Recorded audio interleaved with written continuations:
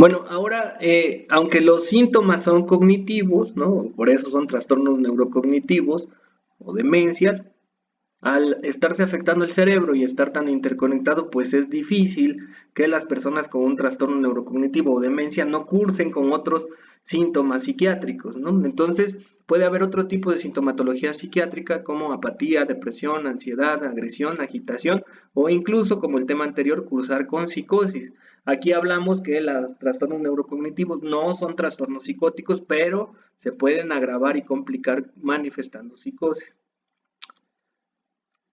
Esta es la prevalencia de los síntomas agregados. Estos síntomas no definen el trastorno neurocognitivo o la demencia. Lo que define la demencia o el trastorno neurocognitivo pues es la deficiencia o el declive en las funciones cognitivas. En el caso de Alzheimer iniciamos con la memoria. Entonces tenemos una prevalencia de la apatía como un análogo de la anedonia, por llamarlo de alguna manera, hasta entre el 50 y el 71% de las personas con demencia por Alzheimer puedan cursar con apatía, depresión entre el 15% y el 77%, ansiedad entre el 10% y el 62%, agresión hasta un tercio, ¿no? y agitación y síntomas psicóticos desde de 12 a 74%. Ahora, eh,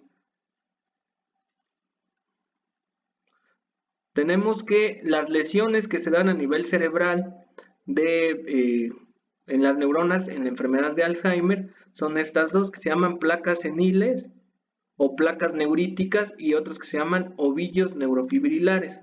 ¿Okay? Esas son las lesiones histopatológicas.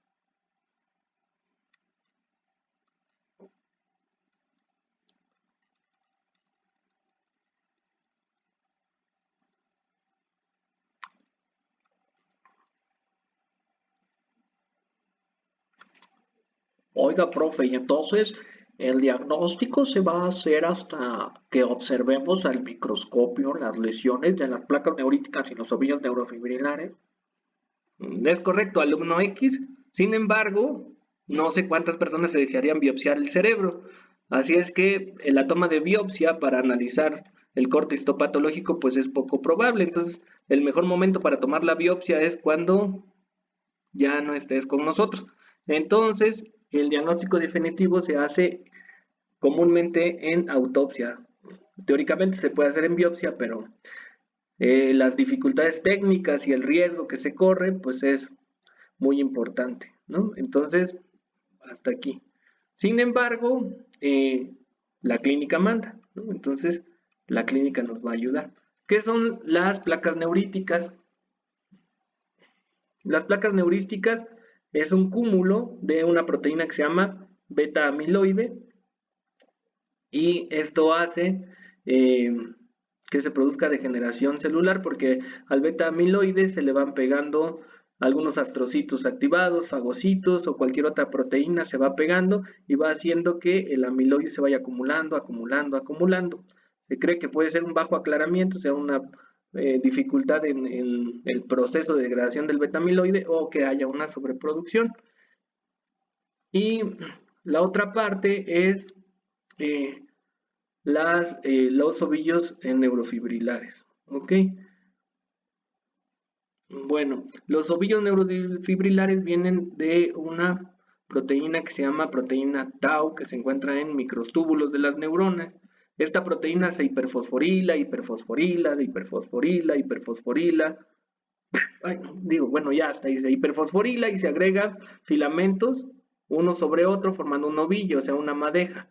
Y eso, junto con los depósitos de beta amiloide, va a destruir las neuronas. ¿Qué neuronas? Neuronas de transmisión colinérgica, principalmente en el hipocampo. Entonces, memoria se relaciona con función colinérgica, que es el neurotransmisor. Acetilcolina, exactamente. Entonces aquí tenemos una imagen, estas son las placas neuríticas o placas seniles y aquí están los ovillos neurofibrilares que vienen de la hiperfosforilación de la proteína tau y el acúmulo de la proteína beta amiloide va a dar las placas neuríticas que nos van a llevar a muerte neuronal.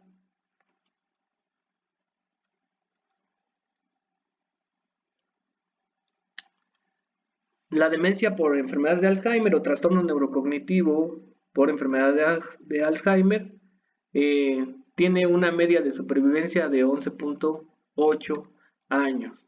¿Ok? Esto es lo más importante porque la clínica es lo que nos va a orientar mucho el diagnóstico. La fase inicial de la enfermedad nos va a dar un déficit en la memoria, ¿ok? En la memoria episódica. De ahí, habilidades verbales, funciones visoespaciales, atención y funciones ejecutivas, pero inicialmente la memoria. Entonces, aquí vemos que es la memoria episódica. Entonces, las personas con enfermedad de Alzheimer van a tener dificultad para almacenar información nueva, pero su información previa más o menos está conservada. Entonces, eso es un fenómeno que pasa mucho en el deterioro cognitivo en general. A lo mejor alguien que tenga abuelos o abuela se da cuenta que llega y le cuenta una historia y esa historia es del pasado, o sea, la recuerda bien y te la cuenta.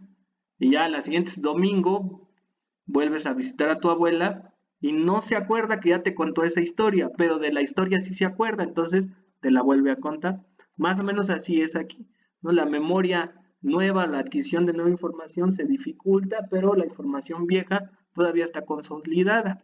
Incluso la memoria procedimental, memoria de trabajo, ¿no? O sea, una persona que a lo mejor ya no se acuerda que la fuiste a ver ayer, o no se acuerda dónde dejó las llaves, o porque está en la cocina, pero todavía se acuerda de eh, tocar el piano si es que lo sabía, todavía se acuerda de cómo escribir, todavía se acuerda cómo ponerse un pantalón, pero poco a poco también eso va a irse alterando.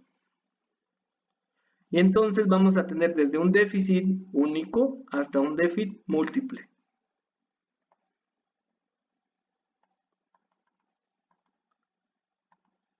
Entonces el rendimiento en las tareas cognitivas va a caer principalmente lo que depende de los lóbulos temporal, medial y lateral, ¿no? Ahí está el hipocampo y las funciones frontales parecen no estar tan alteradas. Esto es el mini mental de Folstein, es una escala que nos ayudaba a ir viendo el deterioro cognitivo, pero como por ahí del 2009 empezaron a cobrar derechos de autor, entonces como que algunas personas han dejado de usarla y nos hemos ido por otro que vamos a ver al ratito. Si eres homocigoto para apolipoproteína epsilon 4, tienes riesgo de Alzheimer y tienes riesgo de que se complique tu enfermedad de Alzheimer en un trastorno neurocognitivo de demencia que curse con ideas delirantes.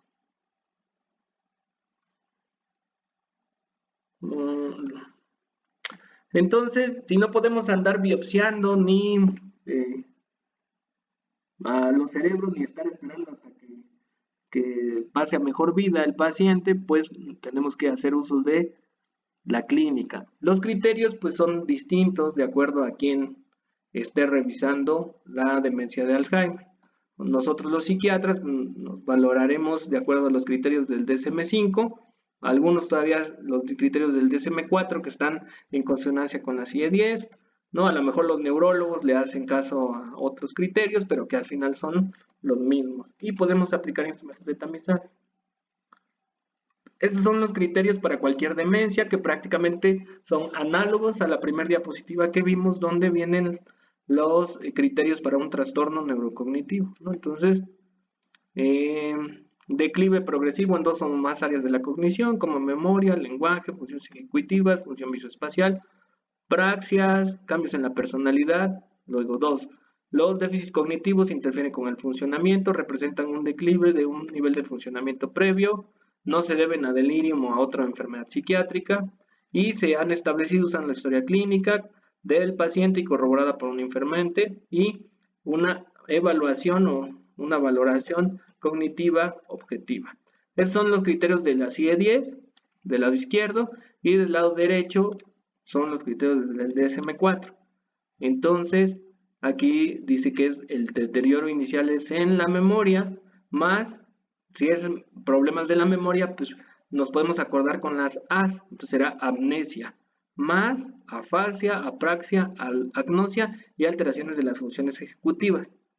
Eso ahorita les explico porque les voy a dejar de una pequeña tarea. No, no, por favor, no, no, no más tarea. No, sí, les tengo que dejar la tarea. Estas son algunas de las funciones cognitivas, ¿no? Entonces, la atención compleja, las funciones ejecutivas, aprendizaje, memoria, lenguaje, habilidades perceptuales motoras, ¿no? Visoespaciales y el reconocimiento social. Ahora, tomando en cuenta que la única manera que tenemos de hacer un diagnóstico definitivo de trastorno neurocognitivo por enfermedad de Alzheimer es determinar la presencia de las lesiones histopatológicas compatibles con enfermedad de Alzheimer, ovillos neurofibrilares y placas seniles o placas neuríticas. Entonces, ese es el diagnóstico 100% certero. Entonces, nosotros clínicamente vamos a tener una aproximación muy cercana a diagnosticar la demencia o el trastorno neurocognitivo. Entonces, se plantea de dos maneras el trastorno neurocognitivo debido a enfermedad de Alzheimer. Primero, el criterio A es que se cumplan los criterios de un trastorno neurocognitivo, la primera diapositiva. Y ya después de ese criterio vienen las características que nos diferencian entre la enfermedad de Alzheimer, el trastorno neurocognitivo debido a enfermedad de Alzheimer de los otros trastornos neurocognitivos. Entonces, un inicio insidioso y una progresión gradual de este trastorno en uno o más dominios cognitivos. Ahora, se cumplen los criterios para la enfermedad de Alzheimer. Como no tenemos la biopsia, podemos tener una enfermedad que es probable o una enfermedad que es posible. ¿Cuándo va a ser probable? Cuando tengamos como un poquito más de certeza y posible cuando sea menos la certeza.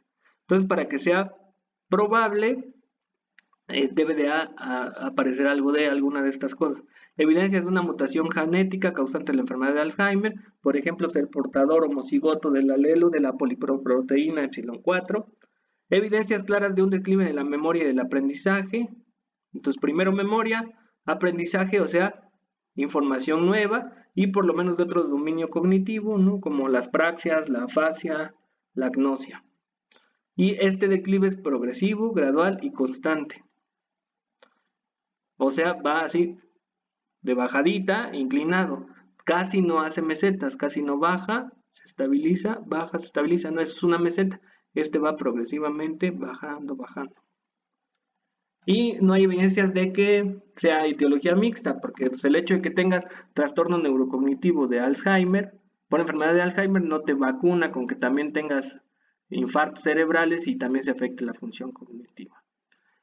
Ok, entonces puede ser probable o posible.